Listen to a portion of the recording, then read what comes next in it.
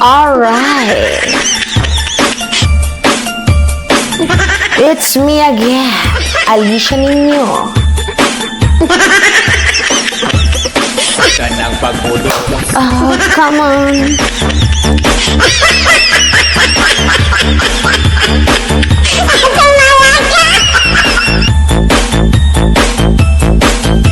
Umunat kayo.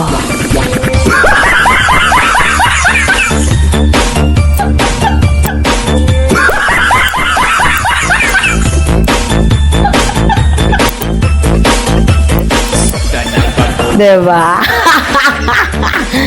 Okay, ito. Tama na tayo muna sa entertainment. Ito, pag-usapan natin kasi mukhang merong guilty. Mga minamahal, guilty si Ateng. Oo. Itong ate, itong si Babalina, si Super Tae, itong si Ate Amy Marcos. Alright, ngayon, ito. Sabi niya, gusto ko lamang pabulaanan ang kumakalat na pahayag na ako ang kumumpas ng balasahan sa Senado. Yan daw. Gusto niya daw bigyan mga minamahal ng tawag dito, pabulaanan niya daw. Hindi daw yun. Oo, si Manang Amy. Sino? Sino pa ba ang pwedeng gumawa niyan? Talagang guilty, no? Sabi nga nila, nahuhuli ang isda sa bunganga. Actually, mga minamahal, dalawa lang din naman kasi pwedeng maging daanan dyan ni Amy.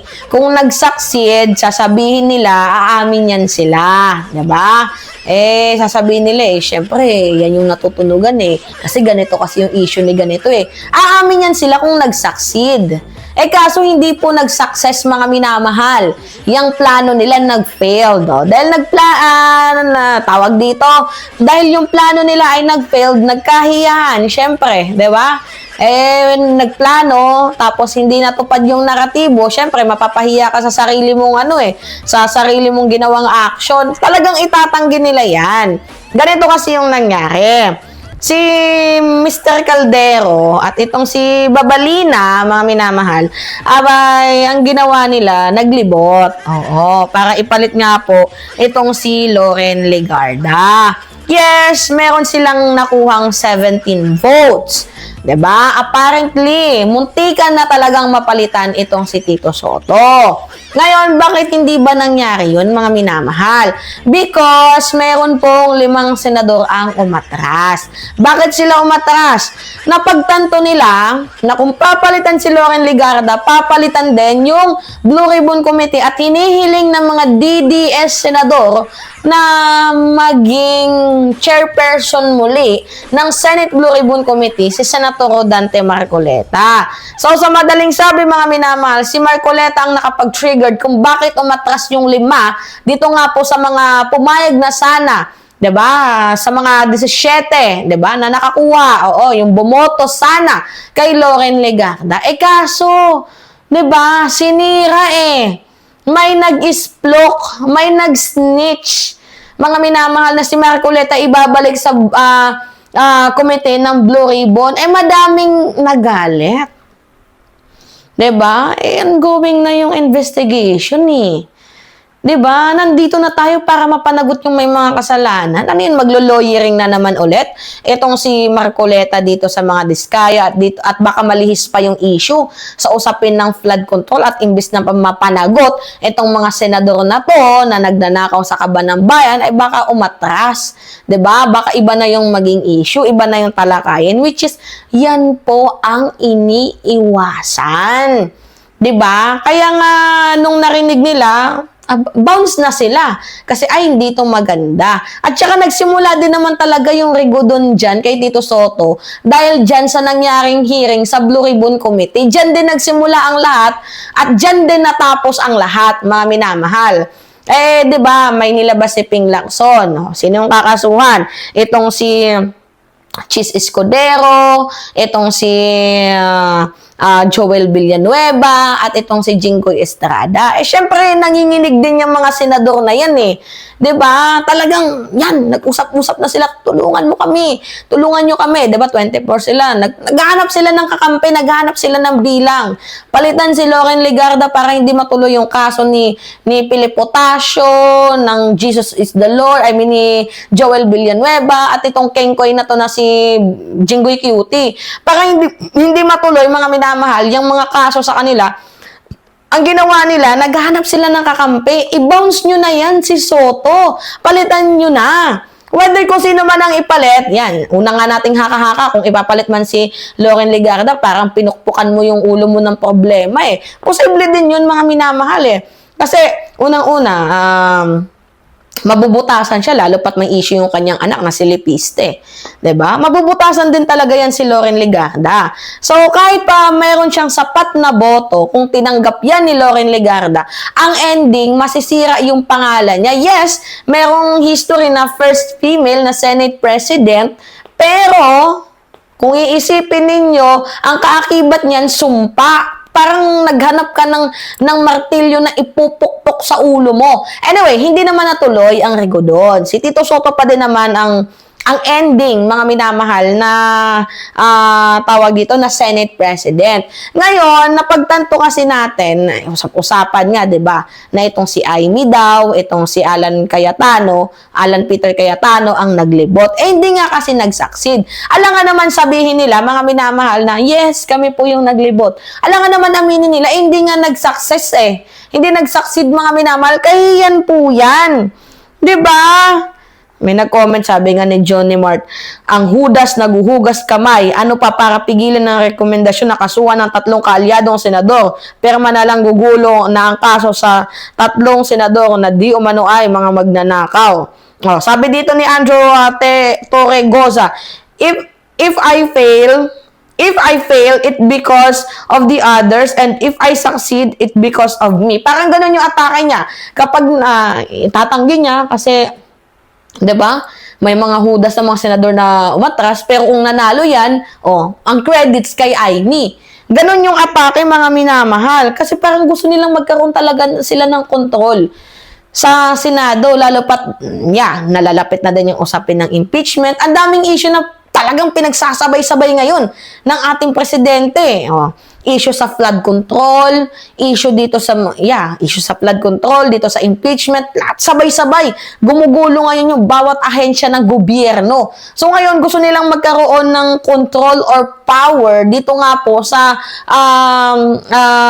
Senado. Because, una, kontrolin yung mga komite na hinahawakan ng ibang mga senador na parang yung kanilang sariling bahay ba sinusunog. Kumbaga ito yung kinagagalit nila noon kay Ping eh.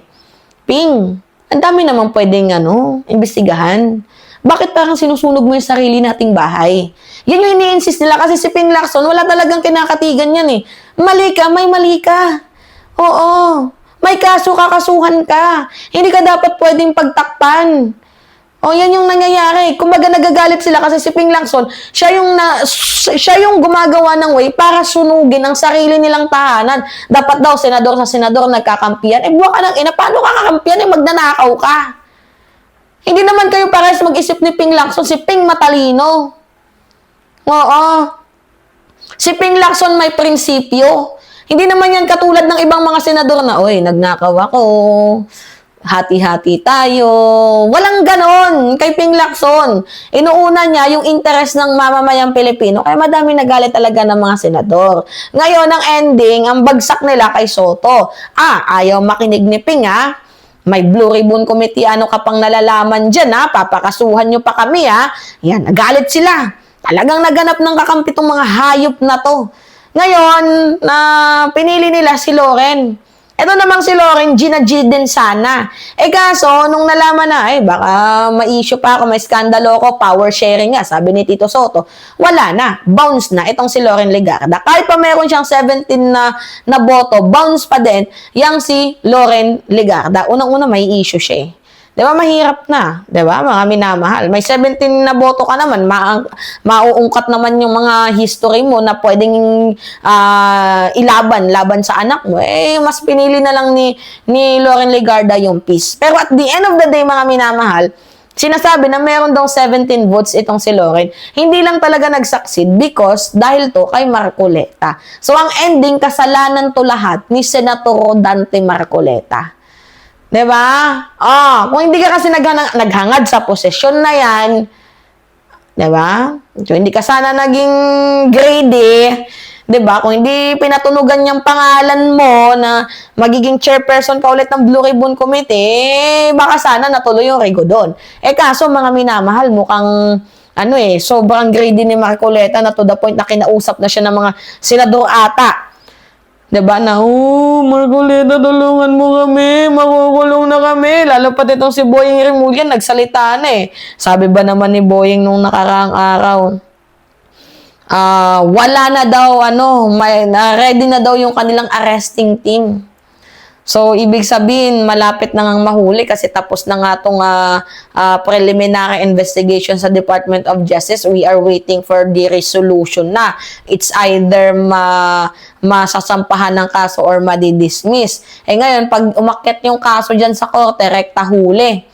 Diba? So, kaya nga nagbigay na si Remulla ng kay Lacson. Huwag kang mag-alala. The arresting team is ready. Diba? Ready na daw, mga minamahal. See?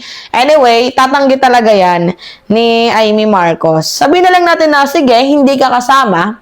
Or, sabihin na lang natin, mga minamahal, na hindi ikaw yung nagsimula. Pero ang tanong, di ba kasama ka? Sa mga gustong marigo doon, itong si Soto. Di ba? Guilty. Paliwanag agad si Super Tae. Walang ganun.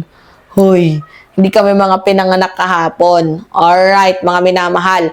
Pahingi lang ako ng comments, likes, and share. And also, don't forget to click the subscribe and always nyo pong i-hit ang notification bell para lagi kayong na-update sa mga video na ina-upload natin. Maraming salamat, mga minamahal. Ingat, mga kababayan.